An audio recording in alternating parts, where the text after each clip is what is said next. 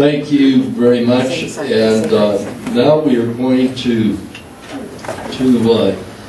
have some questions. I've got a few I'm going to ask that you will have up to 2 minutes to discuss on these, and then we'll have some others briefly, and then move on to the Secretary of State candidates, as I've said.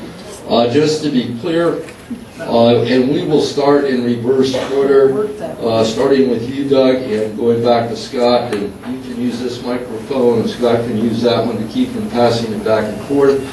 And we'd like to know your position on Common Core. You can probably glean my position on Common Core by what I said about the federal government.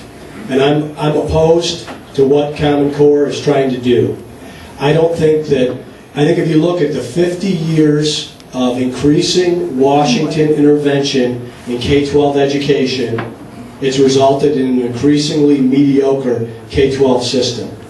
Most of us are here tonight in a place like Golden Corral talking politics because we were the product of a good grade school education and a solid high school education that prepared us for what's next.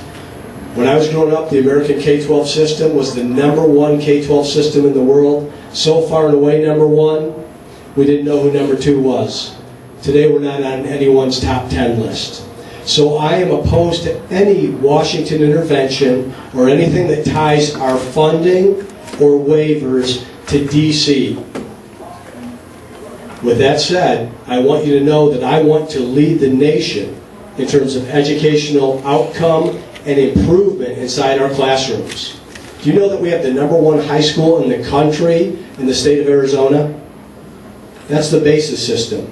It's a public charter school. We know how to educate a child in Arizona.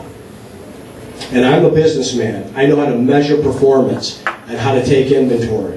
I want to take charge of our education system, change the way we fund these schools. Rather than funding districts, I want to fund schools so we can put principals in charge and hold them accountable. Principals that are doing well can take on more responsibility. Principals that are failing will get less responsibility, and we'll close down what doesn't work. But we don't need Washington, D.C.'s help to do it. We can have the best standards in the country without having it dictate or having it tied to any dollars from D.C. Thank you. Scott, go ahead. I believe that we owe it to our children. Our children deserve the most excellent education system in the country. They deserve to be able to leave school with skills necessary to not only compete but to thrive in the world economy. In order to do that, they have to have high standards. We have to raise the bar. Arizona is below average in educational attainment, educational achievement. I support any program that raises the bar, that is developed by the state, and that leaves it up to the individual districts and teachers to figure out how best to implement those standards. But let's be perfectly clear. There has to be raised standards. There has to be assessment. We have to know how we compare with others in our country, because our children are going to walk out of schools and they're going to have to compete in a world economy, in a global economy, and right now we are failing them in this state. 86% of our children attend traditional public schools. A lot of people like the neighborhood schools. They want their traditional public. Charter schools are great. Arizona has a 20-year history in charter schools. What we have proposed here, whether you call it Common Core or Uncommon Core or Ready Achievement or whatever, I don't care the label you put on it. We have to do it. What has been presented in Arizona was developed by Arizonans, was developed by Arizona teachers, was being implemented by districts. We've tried to go it alone before. It was called Ames. It was an abject failure because we found that we adjusted the testing and we cheated our students. We need to measure our students against others to make sure that they are succeeding and that they are successful. We do that by recruiting the best teachers in the world, by rewarding these teachers, by retaining these teachers, by making the teachers the best we can get, and by giving them standards that they can teach to. I support what has been proposed in Arizona. I support it. We can debate all day long what you call it, But what it is high standards. And if we don't want to do that, my question is, then what? Then what? Because the option really is to lower the standards, and to let it ride. I do not support that.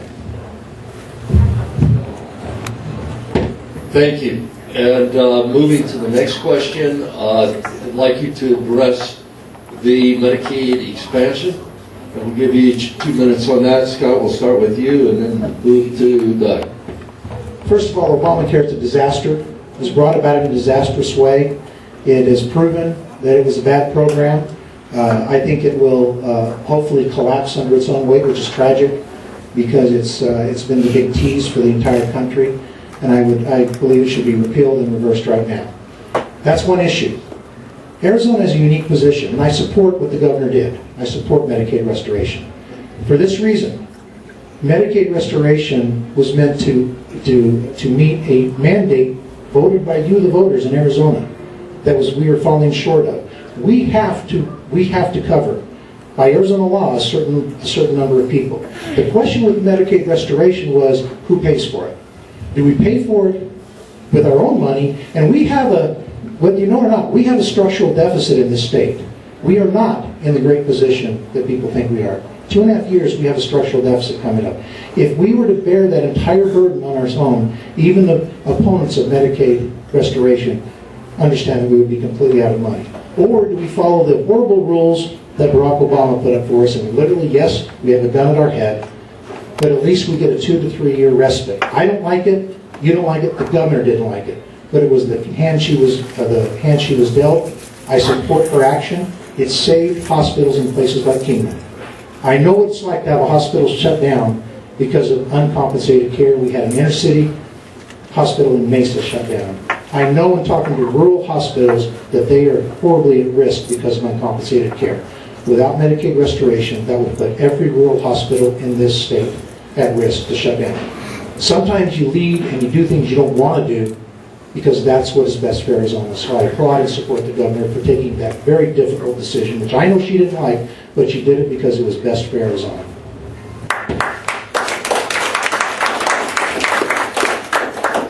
I spoke out against Medicaid expansion, and I did it for a number of reasons. First, I told you where the state was in December of 2009 in terms of negative $730 million in our checking account. We were completely depleted in our rainy day account, and we had the largest structural deficit of any state in the nation. What that means is we were in worse financial condition than any other state in this country. And that's really saying something in this country. It's been hard to dig out of that hole, to get to where we are today, where we have $2 billion cash in that operating account, $453 million in a reserve account earning interest, and I think by any measure of good management, total assets under the Treasurer's office are growing faster and in better condition than they were 3 years ago. My concern is what happens in the out years of Medicaid expansion. We had a guarantee from the federal government on what would happen for the next 3 years. Remember what Ronald Reagan said about getting in bed with the federal government. Sometimes you get a little something more than just a good night's sleep. And that's what I'm concerned about. The language on the circuit breaker and what happens when the rules change. As treasurer, I not only watch the state budget, I look at the federal budget because it directly affects us. And the deficit on a national level is going to explode in 3 years, and these rules are going to change. Our state's going to be left holding the bag. I think someone that understands large budgets and how to handle them and make tough decisions will be in the best condition to lead our state. But this is something we're going to have to deal with because this is the fastest growing part of our budget nationally and at the state level. Every dollar that goes to Medicaid is a dollar that comes from public safety or education. The shame of doing this so quickly is we missed the opportunity for any real reforms in terms of Medicaid. And I want you to know for the record, I support Medicaid taking care of the destitute and disabled. I just don't want it to become a middle class entitlement. Thank you. And then Doug, we'll start with you on the issue of immigration. We do have an obvious problem. We've heard from more than one person the federal government isn't doing it. What would you do as governor with regards to that issue? And we'll give you 2 minutes. I start on immigration from an experience I had personally here in the state. I live up in Maricopa County, but as state treasurer, I try to get all over the state, and I've been all over the state. I was asked to speak at a Brian Terry dinner. It was honoring Sue Krentz. You may remember Sue, her husband was murdered on his ranch at the border. And it hit me that the first job of our federal government is to protect the citizens. And they have failed at that. And they have failed Sue Krentz. And what have they done instead? They put up signs in the desert that warn us that bad people are among us. So we can certainly do better. So I start with border security because I think it's a very real issue. And I'll take any of the above approach, from fencing to satellites to new technology. But that has to be first and foremost before we talk about anything else with this issue. We can separate the issue from who are the good guys and who are the bad guys. But when you have people coming over the border, especially when you're talking about drug cartels and human trafficking, a governor has to do their job to protect the people here. So border security first, and then I do think there's an opportunity for a border governor. There's only 4 of us on the southern border: Texas, New Mexico, Arizona, and California, to be outspoken as to what is good policy and what a secure border looks like. And then talk about immigration. We live in a nation of immigrants with an immigration system that is broken. I'd like to see some changes in that. Right now it goes from chain migration. I'd like to see what are the needs of the economy. But it's got to start with border security. Thank you.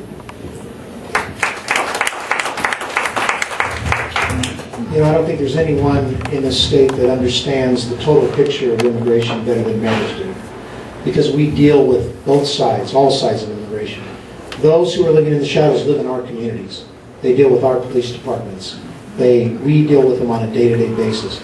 We also deal with businesses who come to us and say, Mayor, I can't expand my jobs because I can't get the kind of worker. I had one business owner come in and say, listen, I had a PhD student from ASU.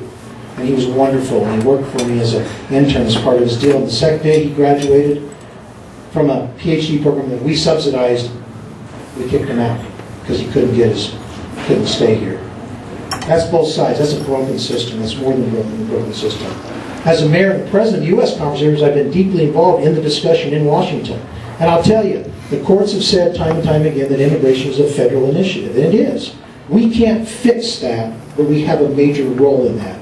And I remember sitting in the White House talking to senior aides and the president's staff as we were talking about immigration. They said, Mayor, please explain to us from a Republican side and Arizona side why border security, why you have this big deal on border security. And I talked about the signs down by I-8. And I said, do you understand what it's like when the federal government has basically abdicated U.S. territory to foreign armed nationals? Do you really understand that? If you knew our situation, you'd know why we were so passionate about it. If you knew how we were the brunt of the funneling of federal policy that funnels this illegal activity through Arizona, you'd understand us better. You'd know that we're not knee-jerk reactionaries. And I'll tell you, being able to sit down in the White House with people you don't agree with but have that kind of frank discussion is something I've done and something I will continue to do. When I'm governor, I can pick up the phone and call people who actually build the fences and who actually run the Department of Homeland Security, and they'll answer my phone calls. I've known them. I've had disagreements with them, but I've also been able to sit there and have honest discussion and say, understand why this is so important, not only to America, but to us here in Arizona. It's a system that has to be broke, it has to be fixed. The status quo is simply not acceptable. It costs us too much in real dollars and lost opportunity for us to continue on.